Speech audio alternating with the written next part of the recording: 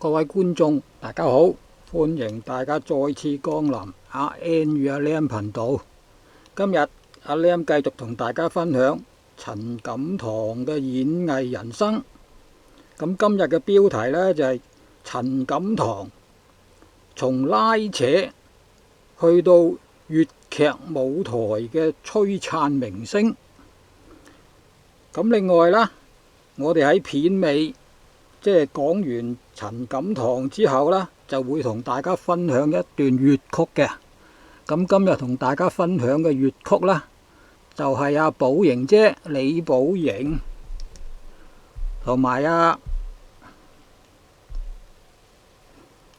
麥炳榮，佢喺1962年風災籌款嘅二唱錄音。咁首曲就大家都好中意嘅。咁呢首就係鳳閣恩仇未了情。好，言歸正傳，咁就講返陳錦棠嘅演藝人生先。咁喺粵劇嘅世界裏邊啦，每一個角色嘅誕生都係承載住無數演員嘅心血同埋汗水。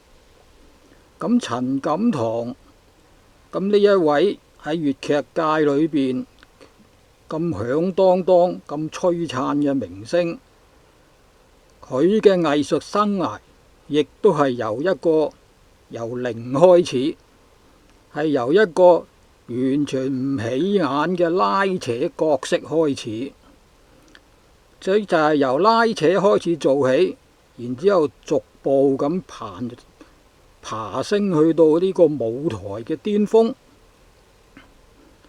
陳錦棠喺13歲嗰一年呢，就正式踏入咗粵劇嘅殿堂啦，嚟到開始佢嘅藝術生涯。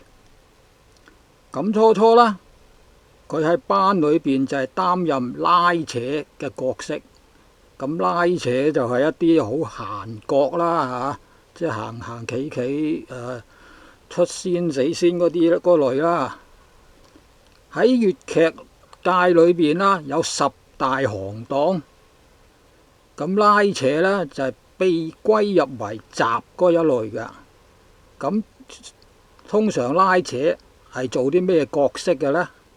通常就係做一啲朝臣啊、家院啊，或者中軍啊等呢啲咁嘅次等嘅角色。咁但係呢啲角色對於一個演員嚟講啦，亦都係一個好重要嘅起點喎。咁陳錦棠佢就係憑住做呢啲拉扯角色嘅出色表現，咁就脫穎而出。咁做咗4年拉扯之後啦，咁就開始轉任班裏邊嘅第4小武啦。咁就第4小武又做咗一段時間之後，就俾班主睇得起佢，咁就再晉升為第2小武。咁但係有時人生嘅嘢，命運都好中意作弄人嘅。咁就喺陳錦棠嘅演藝生涯嘅初期，佢嗰個戲班啊，即係佢隸屬嗰個戲班啊，就因為得罪咗當時當地嘅一啲土豪惡霸，咁而遭遇到被人放火火災。咁佢戲班嘅所有物資啦，都付諸一炬。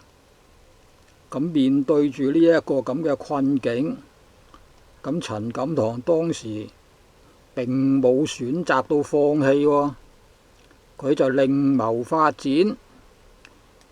跟住呢，佢就加入咗馬師曾嘅大羅天劇團，咁就繼續就由拉扯做起。嗱，本來啦，佢喺舊嗰個劇團已經升到上小武噶啦，即係第2小武呢個位噶啦。咁但係你新加入大羅天，咁就梗係又要由頭做起啦，係咪？咁又由拉扯開始做起啦。咁雖然話由拉扯做起，咁但係憑住佢自己嘅努力同埋佢嘅才華，咁喺大羅天亦都慢慢咁嶄露頭角啦。咁後來一個轉捩點啦嚟到，呢個轉捩點係乜嘢嘢啦？咁就係佢加盟咗國先聲劇團啦。陳錦棠嘅藝術生涯跟住就迎嚟一個轉捩點。當馬師曾離開咗大羅天之後，咁戲班就計劃改組啦。咁喺呢個時候，薛覺先啦，亦都係因為戲班嘅解散而冇地方落腳喎。而佢又睇中咗陳錦棠嘅才華，咁於是乎就決定邀請埋阿陳錦棠，就加入佢自己一個新組嘅劇團。而呢個新組嘅劇團就係後來好出名嘅國先聲劇團啦。陳錦棠嘅加入，為呢一個劇團注入咗新嘅活力。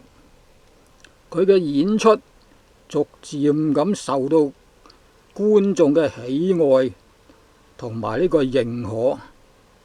咁最終佢就喺國先聲劇團裏邊大放異彩。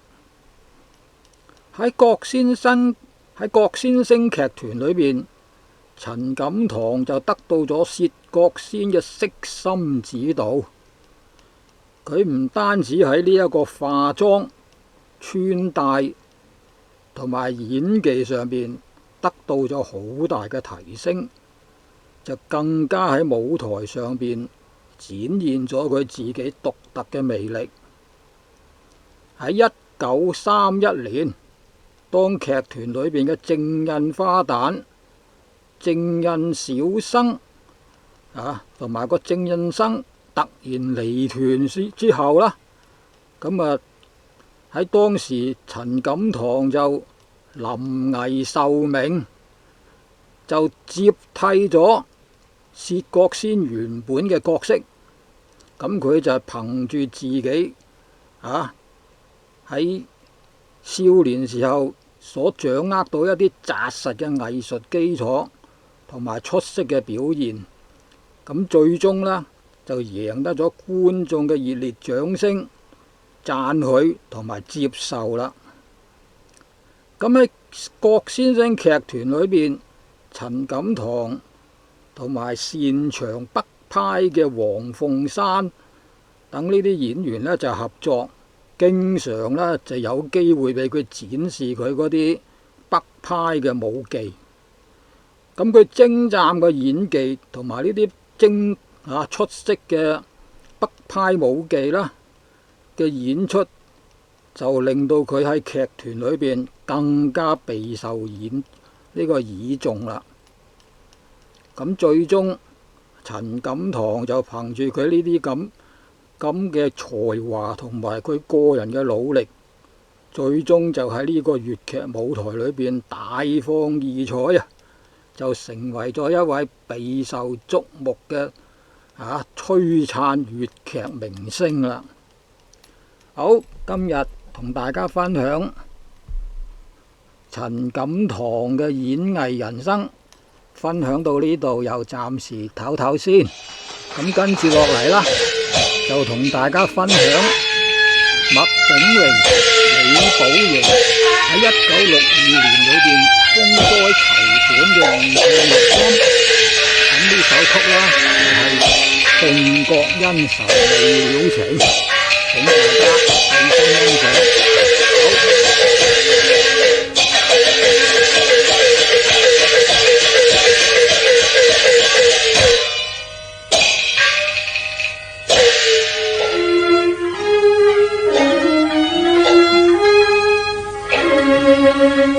南望宋中原仰天長，嗟嘆哀問春殘。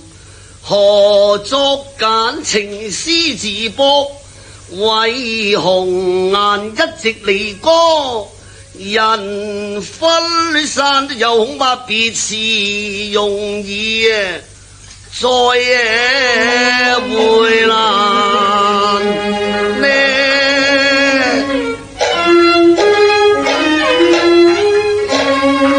哀此夕痛生離，此際情何太慘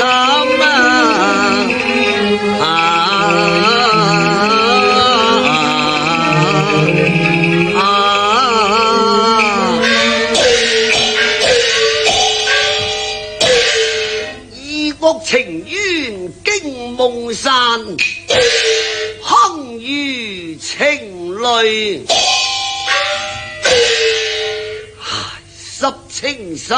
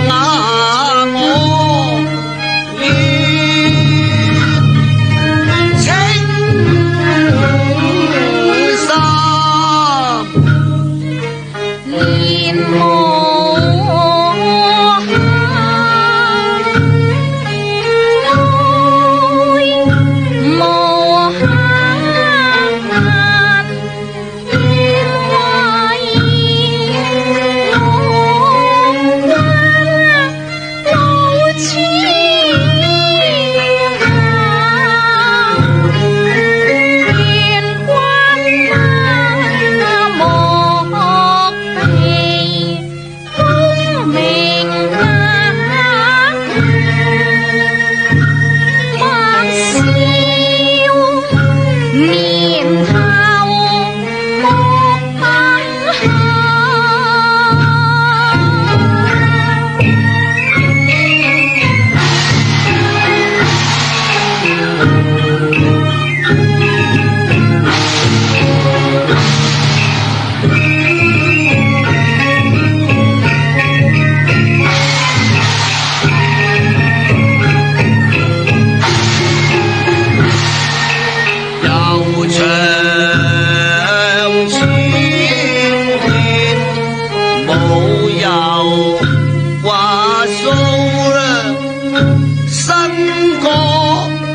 醉啊夢啊閒，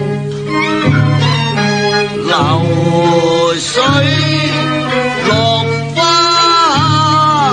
出你去也，天上人的家。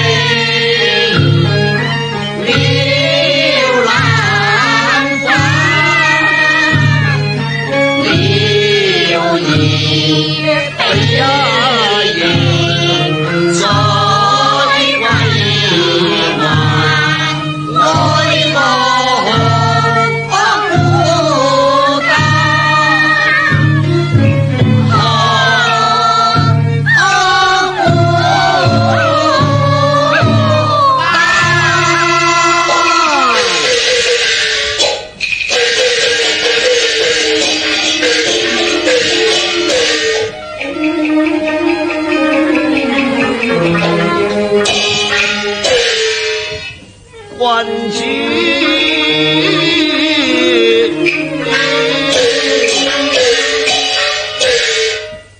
君雄，自從你教識我唱呢支胡地蠻歌之後，我時時都勸你唔好再唱嘅啦，因為你唱親呢支歌呢，每交歌到狂時，總是凄然淚泛。君主，我自幼生長在於金邦，孤苦伶仃，都遭別人奚落。唉，我每到感覺得痛苦嘅時候，我就不知不覺之間唱出呢首胡地蠻歌，發洩我嘅心頭苦悶。我記得自從你7歲嗰年入治我哋金邦之後，我與你青梅竹馬，得你時家慰面，我才稍覺有人生嘅樂趣。雖知好景不長，轉眼你就南回故國，我哋分離在即。我難禁五中惆悵，又不知不覺之間唱出呢首胡地蠻歌，則者為追憶我哋前情舊愛。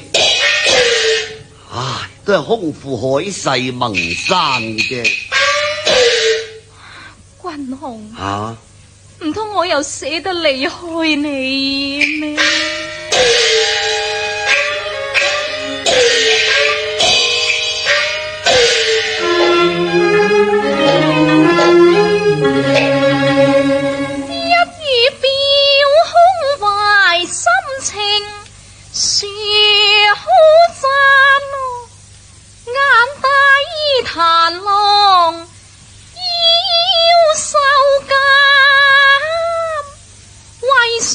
惆悵望江南，欲哀還憐情無限。君莫依惜別來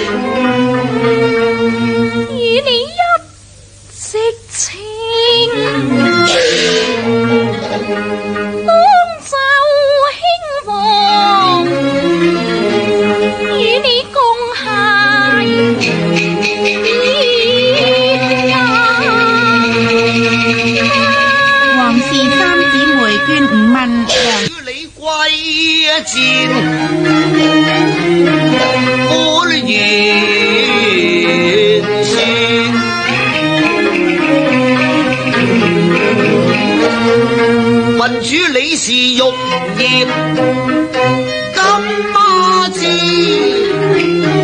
自有幾許皇后。對你誰情盼？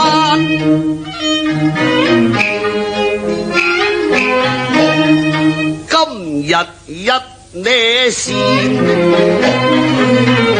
隔天呢捱。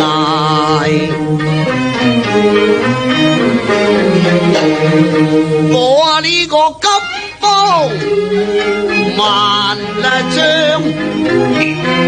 是連我牙瘡入情還呢？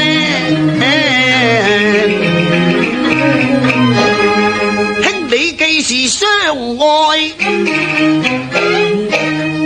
本真的心，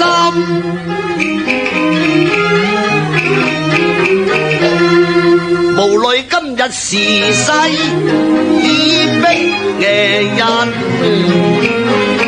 為數那離也情，於今命晚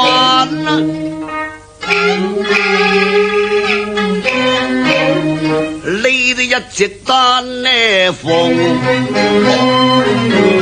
在南咩飛，